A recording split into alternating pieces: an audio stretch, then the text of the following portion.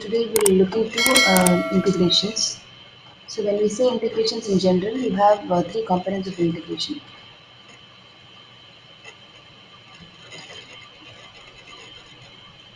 REST, SOAP,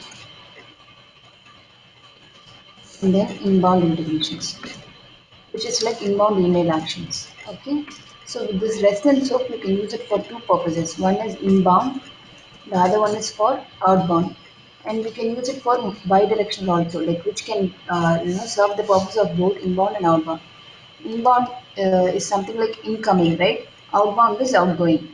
So any data you want to receive, inside ServiceNow, you will use inbound. If you want to send to any other system or any other different ServiceNow system or any third-party application, you will use outbound. So this inbound and outbound, we have REST and SOAP options. REST means like representational state transfer, and SOAP means synchronous object access protocol. This is just an abbreviation, but I'll tell you when do we use REST and when do we use SOAP. Excuse me, madam. Mm. Slight disturbance from your side. Okay, 1 minute. So I will just give a quick, for Arsha as well. So we have two types of, communication, right? One is incoming and the other one is outgoing. So in integrations, you call them as inbound and outbound. Inbound is same as what you call it as incoming, and outbound is same as what you call it outgoing. To achieve this, we have several Incoming things. means from where it coming, ma'am? Like Be any third party systems. For example, you could have you receive data from an Excel, that is also incoming, right? From your computer application to ServiceNow, that is incoming. And let us say you have a different tool, right? You have a Power BI tool or any different tool. From there, that tool you have some, and you push the data to ServiceNow. Anything that service receives is called incoming. That ServiceNow sends is called outgoing. Okay. Between one okay. ServiceNow instance to another ServiceNow instance or a different third party application also. You can establish a connection between Snow to Snow or Snow to any third party application. Okay. In order to achieve this, you have several capacities inside of ServiceNow. Um, for example, to communicate with Active Directory, right? Do you have any idea of Active Directory? No. Yeah, Active Directory is like every organization, any middle to big scale organization will have Active Directory, which will be a repository. It's actually a tool, okay, and which will store as a repository to store all the user details and location, site location details and groups details, roles and all of that,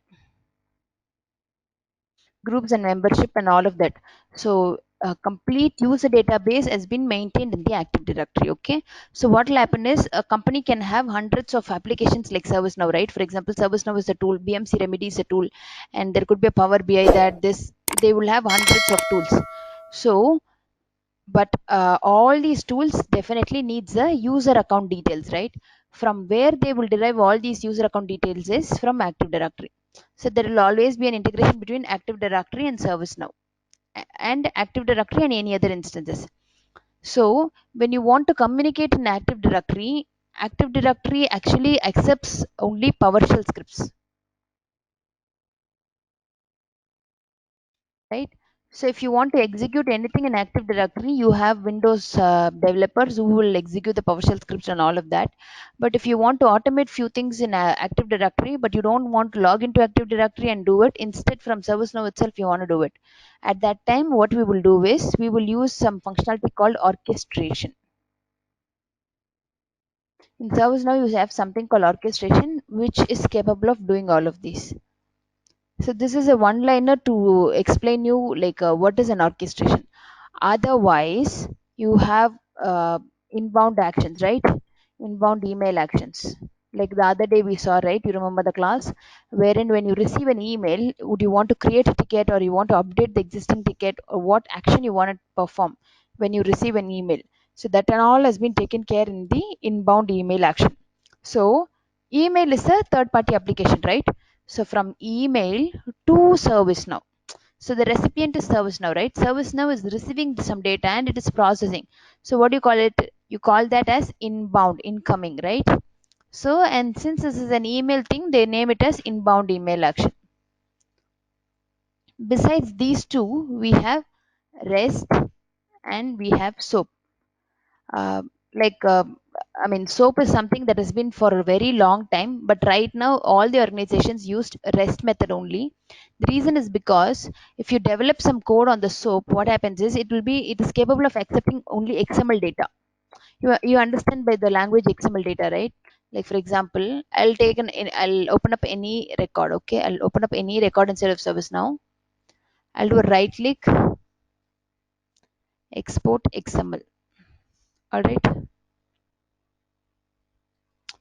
So this is how XML data appears.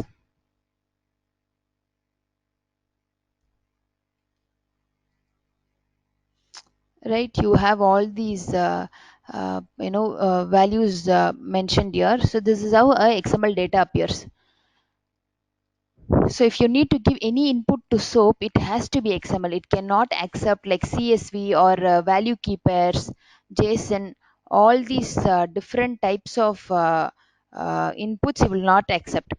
SOAP is capable of accepting only XML data, whereas REST can accept any kind of data like value keepers, JSON, and you can even put up a CSV, XML, several any type of data REST is capable of handling.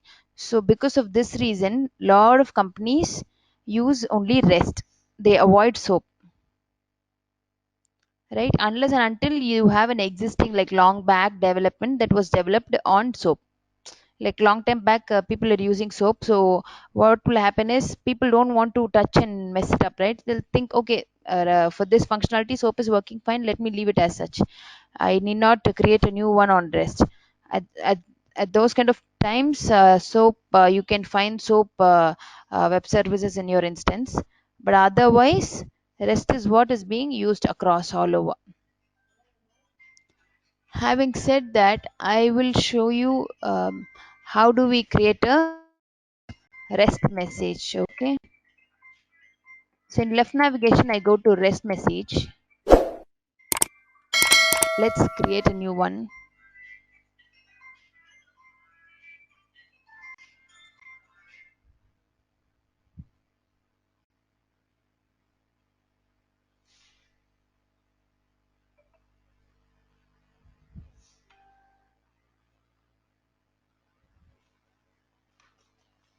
Can any one of you give your instance name?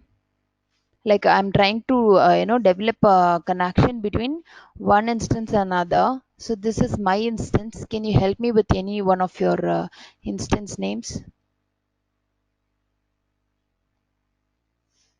And make sure the instance is open as well. May I know who's Akila? Akila, are you here for the demo class? Yes, ma'am. Okay, this is not the demo class actually. This is a confirmed batch session. So if you could contact the admin, they'll give you separate link for demo class. All right. Okay, okay, ma'am. All right. Thanks. Thank you, Kila.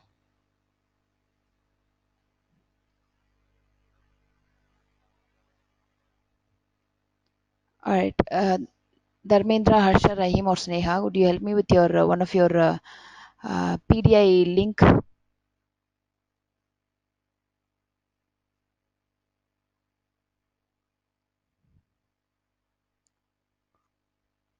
I'll wait for your message. Until that time, like I'll give you some dummy link, or else I can also show you the one that I've already shown for the other batch. Right.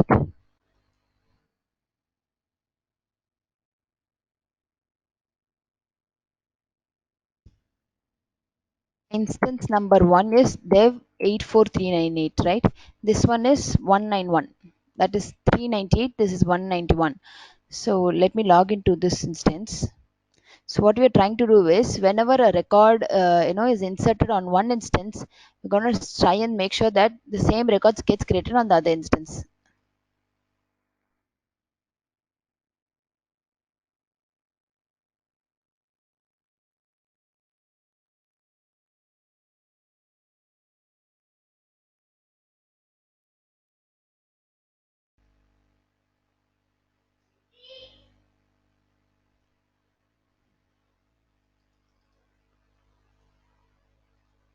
Alright. So as you can see, I have given a REST message name. This REST message name is just, our conventional name. You can give it anything. And you have to give the endpoint. So endpoint is where you establish the connection. How do you know an endpoint? How do you know an endpoint is? Since this is a ServiceNow instance, I'll tell you how to receive an endpoint. But in other systems, if it's some other system like a different tool altogether, what you need to do is you have to ask that different tool developer, right? Like you have XYZ tool, you have to ask the developer, hey, can you just help me with your endpoint?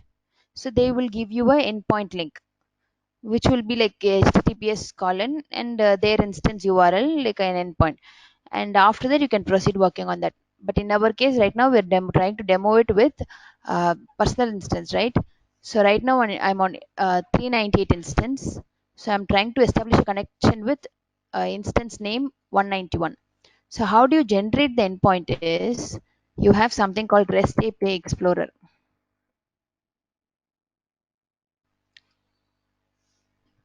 So here you have to give instructions to the system what you are exactly expecting.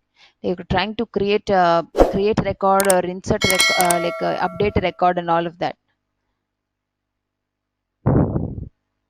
Let it load.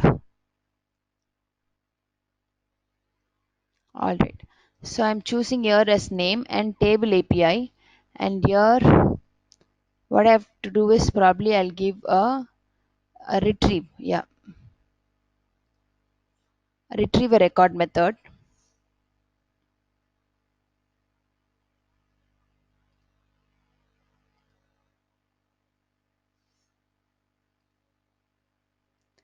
Incident, right? And it's asking for a sample SSID, incident SSID. So I'll go to my original instance and look for any random incidents ID.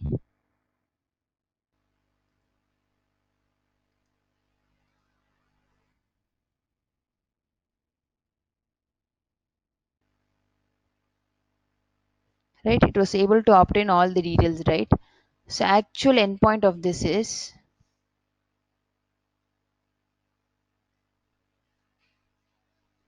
the endpoint goes like this: https instance name slash API slash now slash table name slash sysid, right?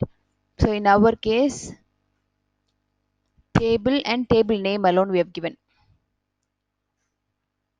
and the retrieval method and all, like for what is the instance SID and all of that, we will give it in REST methods.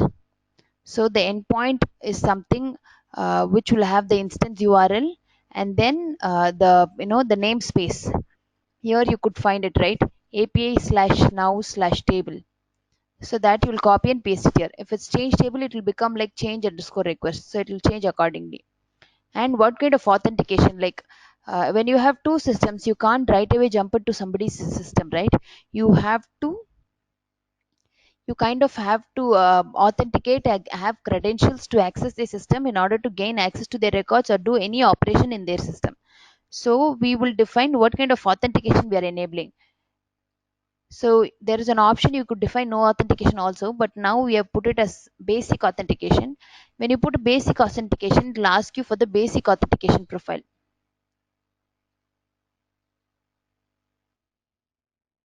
Basic authentication is nothing but the username and password, nothing much, right? So there's a table called basic auth configurations. There you have to define what is the username and what is the password of the target system, so that when you map this name to your record authentication, system will check, like using this credential can I access the system. If so, it will go and access the records or insert or do whatever operation it is required. So that is all with authentication type. Now there are several methods you can create. Now we have developed a REST message. Methods as in, I'll tell you what are the methods we have.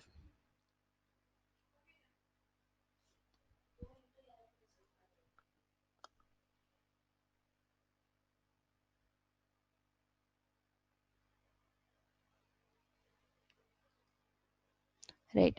So as you can see, you have options get, post, put, patch, delete, right? I'll just use this get, put, post, patch, delete. Post means like imagine like a postal card, like you're keeping that. Meaning post means insert. So post method means insert a record. Delete means delete the record, as the name says. Get means retrieve, like receive the information. So I think you should not be having doubt with what is the meaning of get and what is the meaning of delete and what is the meaning of post. Post means insert a record, right? Now there's a slight confusion between put and patch. Actually, put, patch, both are updating an existing record. But why do we have two different methods when both are same? Like when both are considered to be an update of the record, why do we have two different definitions like put and another one is patch? The reason is because what will happen in put and patch is patch will update, like for example, let us say in the target system you have an incident record, you have a INC number, and you do not have no short description. No short description, but you have a description. These are the three fields, okay? Now when you put patch method, what will happen is, like, and in patch what you're doing is you're sending description and short description. So what will happen is the empty short description will be updated with the new value, and this description will be updated with the value that you sent. Right? It's like you know, when you have a torn paper, you just patch that work, right? Whichever is empty, whichever is not updated, those values alone updated, right? But what will happen in put is um, the incident number alone will remain same. Imagine input parameter, you're sending only two details, like you're sending short description, you're sending category, subcategory, but you forgot to send description. But in the target system, description is already there. Regardless of whether target system description is already there or not, you're not sending the data, right? In put method, you're not sending the description. So what will system will think is, oh, like I did not receive the description value, so I'm gonna clear that out. So in the existing incident, it will clear out the description value, right? I'll repeat one more time with regard to put and patch. I will take the help of a fixed script um, to show in detail. Like let us say in this new instance, what is your new instance? 191. Instance 191. You have incident number ANC001, imagine. And it has category, subcategory, short description, caller, assignment group, assigned to. All these fields are already available, no issues. Now you're putting put method. In put method, you're parsing. What are the values you're parsing is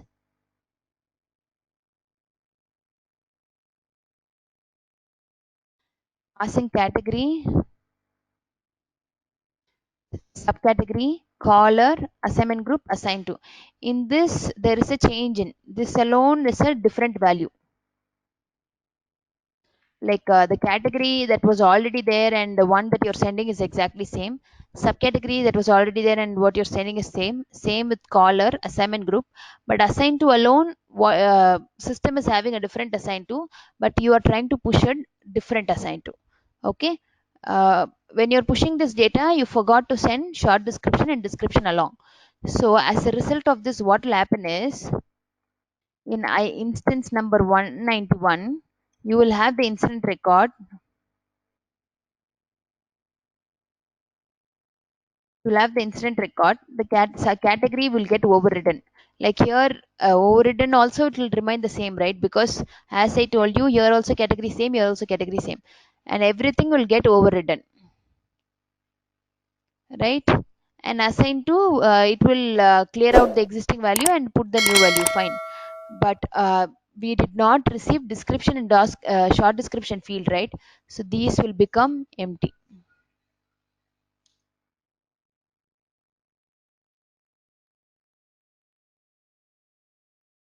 right? Actually, short description and description, we're not sending it as empty. We're not sending those parameters itself. So if you're not sending the parameters, systems assumes that, oh, it's empty, and it will update it as empty. Whereas in patch, only the broken paths, only the broken paths will work, and only they will get updated. Any questions?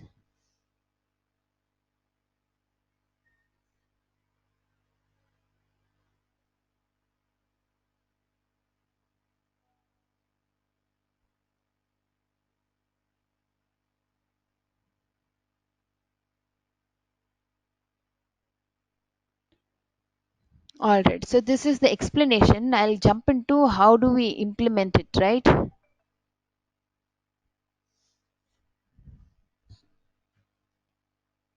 Alright, so I was telling you that we already created a REST message. This was the endpoint, and we established a basic authentication, and we have used a get and post method.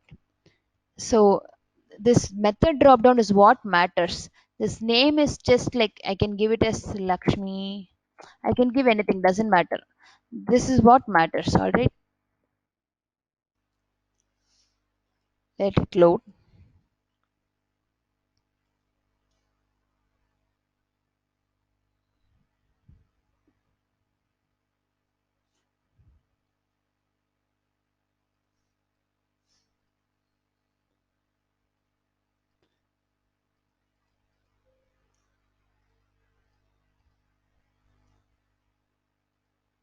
Okay. So what I will do is, like, I will put up the endpoint, and I'll put up a method called get. So get means, like, you have to put some query, right? For example, you want to get the entire table, like entire table data, or you want to get it like updated on today, created by so and so, short description is this and description is this. Like that, you have to put some filters. Otherwise, it's gonna retrieve entire table. Like, you have 1 lakh records, it's gonna retrieve all the 1 lakh records.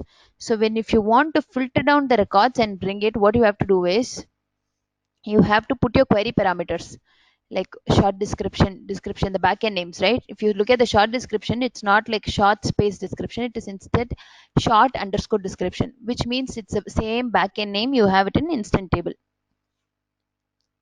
So this setup is ready now. I will click on test link. So it is going to access this particular instance, dev 84191, right? The next instance, and it's going to retrieve few data. So let us see how many data it retrieved. They actually retrieved only one incident. Why? Because we are sending the parameters as short description is test and description is hello. Let us check how many data we have matching that condition. Short description is test.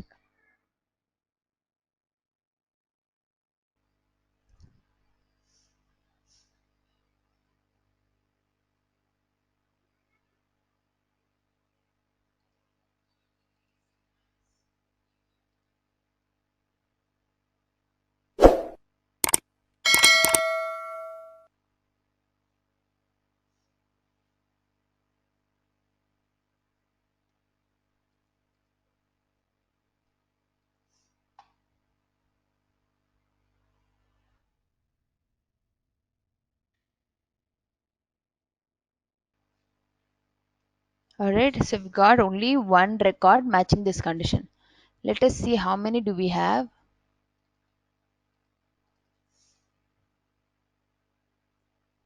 So in the received data, you can see, like, literally see all the values, but all of these are in JSON format.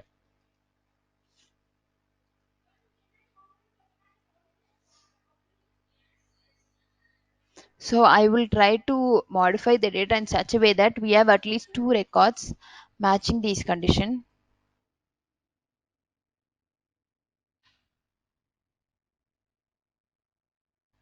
I have two records with description as Instead hello of and using one with REST, we test, right? can So, hello. yes, please. Yeah, instead of using REST, we can pull the data through manual like using retrieve data means after closing the update set in other instance, we can pull right. No, no. Okay, update sets will contain only configurations, not data. These data will not be captured in update set. For example, let us say I keep an update set right now. Okay, let us say I keep an update set right now.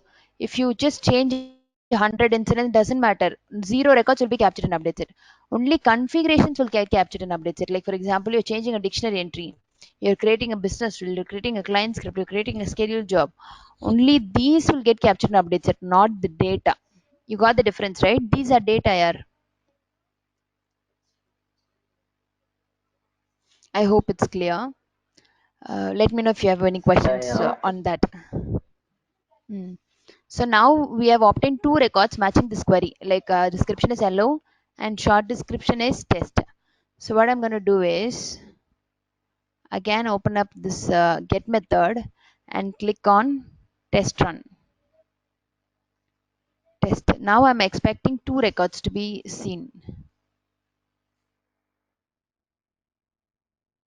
One is the triple one and the double one two. You got it right.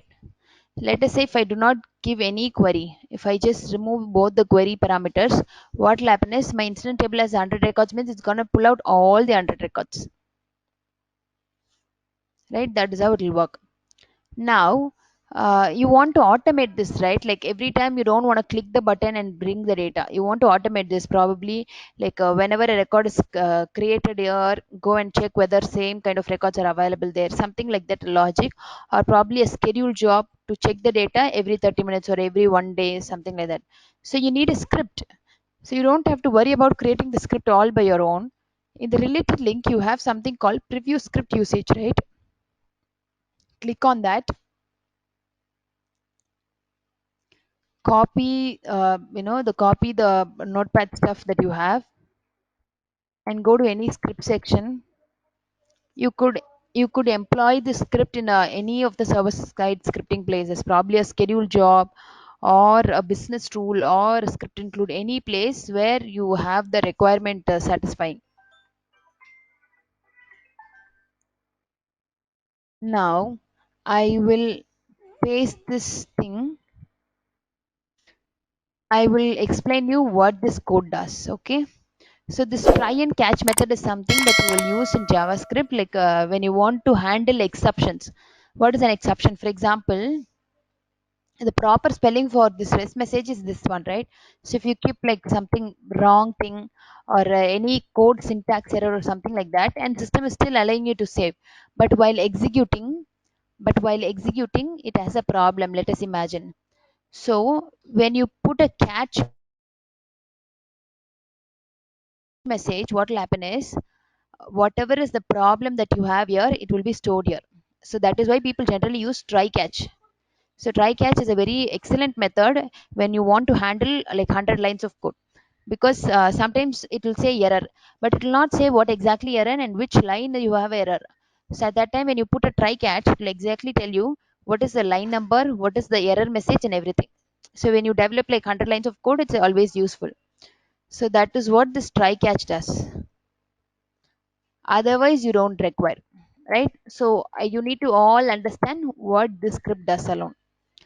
Now this is a script include. When you see the keyword new, you should think that okay, there is some going to be some object, glide object here. You see a dot, and when you click on here, it takes you to a different thing. So it means that it is an another API. In that, it is calling out the your REST message name and REST message function, right? If you see here, my REST message name is instance 2, my REST message function is default get. Instead of putting default get, I can put Lakshmi also. But if I put Lakshmi here, I have to make sure here also I make it as Lakshmi. Only that much. Yeah, it's not like a keyword or anything. And then there are few lines commented because these are not mandatory, that is why they are commented. Like you want to set up your authentication profiles and all of that, you can uncomment this and modify accordingly. Now, so you're clicking on this test button, right? You have a button called test. So the button script translation is nothing but this particular R here represents this entire component. Okay, execute this component. So once executed, it gets stored in the response variable. Now in the response variable object, you are going to obtain the body of that content. So you will put it as response body and status code. I will do something, gs.log of into my response body is right plus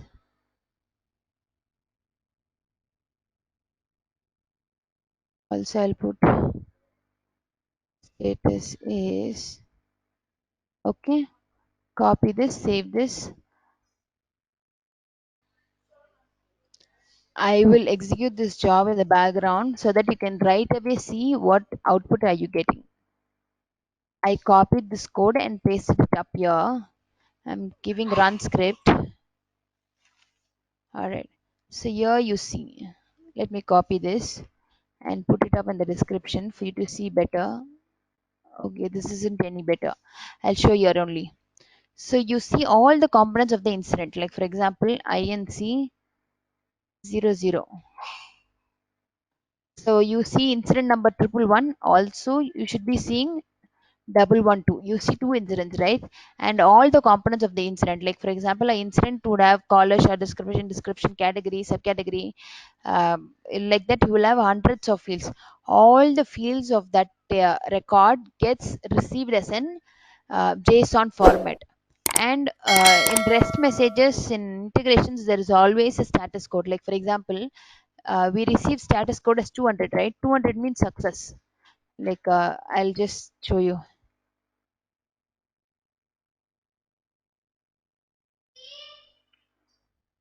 right?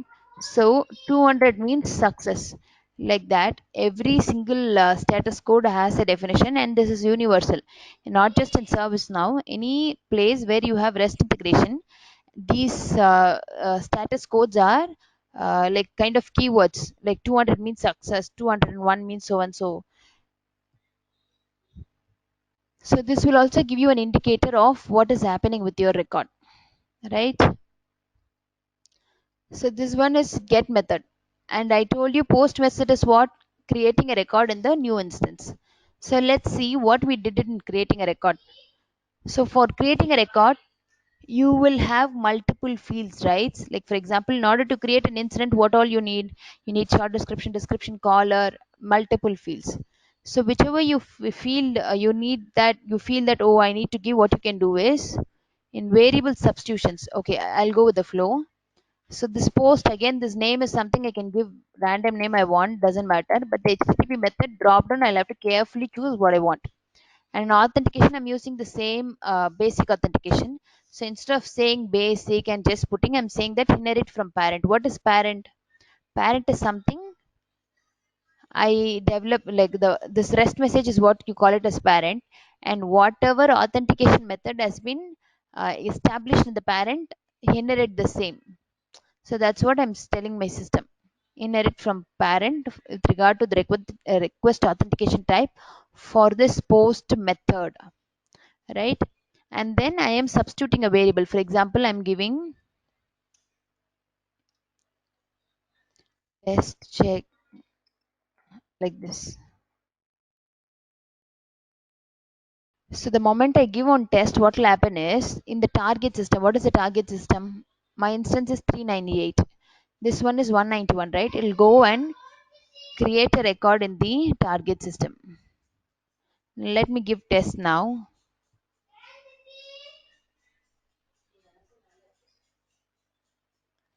Now you can see that it says that it created a record in the system, target system, this one, and the record number is inc so and so. So let's look at this.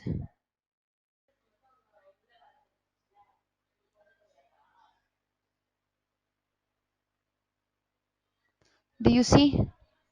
It is the same keyword that I gave here.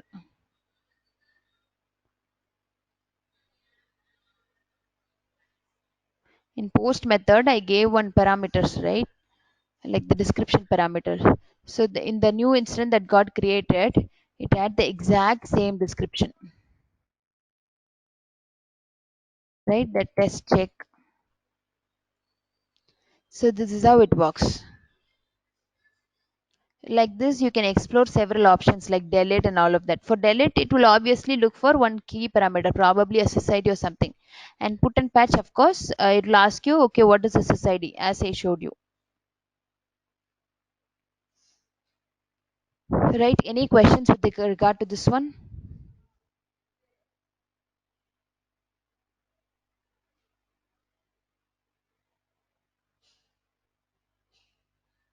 So the demo that we had today is regarding how you communicate with between one instance to another. The same logic applies even if you want to connect with a different third-party system. But in this case, you just have to ask the third-party developer, like a different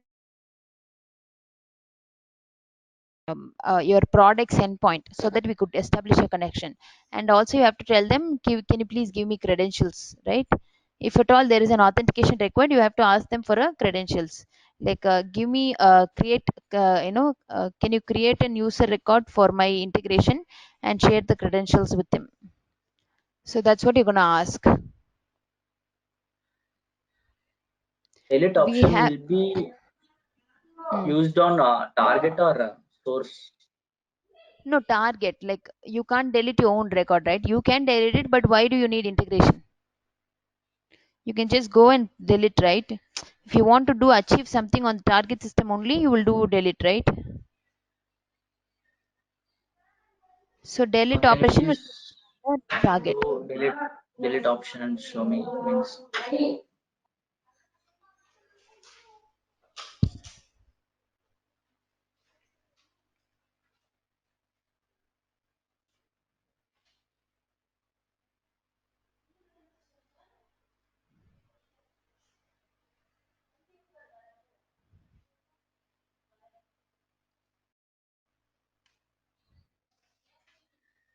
This id I shall give this instance.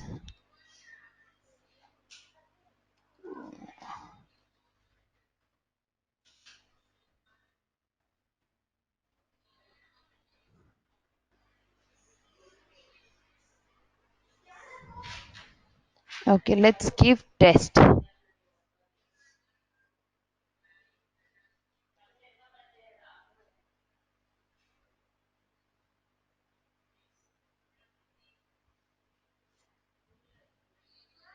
Okay, delete method not supported. I think we need to give them ITL admin access.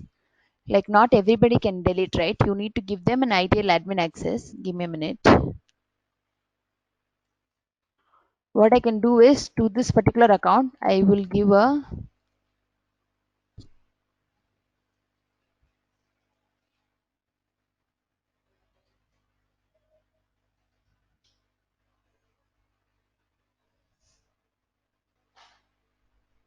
I'll click on preview script usage, copy this code, put on my background.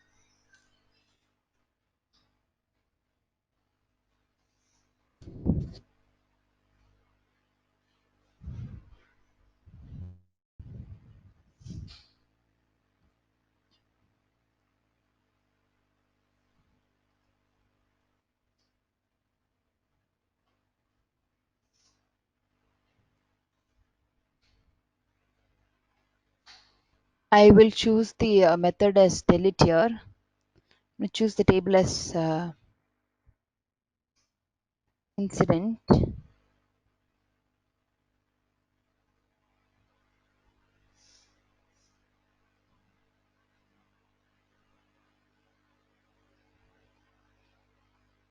So I'll put the incident side here and then give it a send.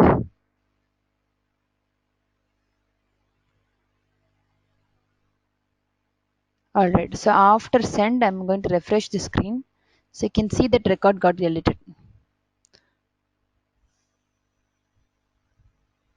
So if you click on JavaScript, you will be able to obtain, the data, what kind of API that you use and all of that. So you just have to copy the script and put it in the background. So it also gives you, like, for example, people want to convert this as a people are asking you, can you please give me the code to update a record in your system? So what you can ask them is, hey, you want a Python code, a Perl script or PowerShell script. So you don't have to write the script by your own. You can just use this API Explorer and click on the code, so it will automatically develop that code for you and give you. You just have to share this code with the third party developer, saying that if you use the same code, it will work like that. So as you could see, we used this particular sysid and we executed and it got deleted.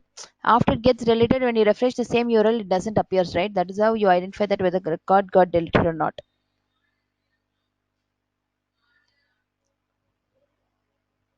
Clear? Any questions?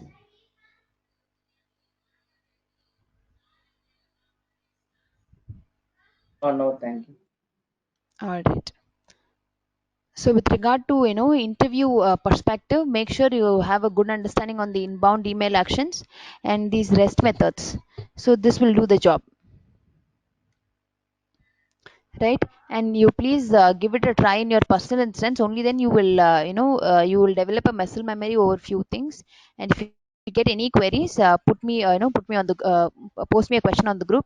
Either I or the admin will revert back to your answers.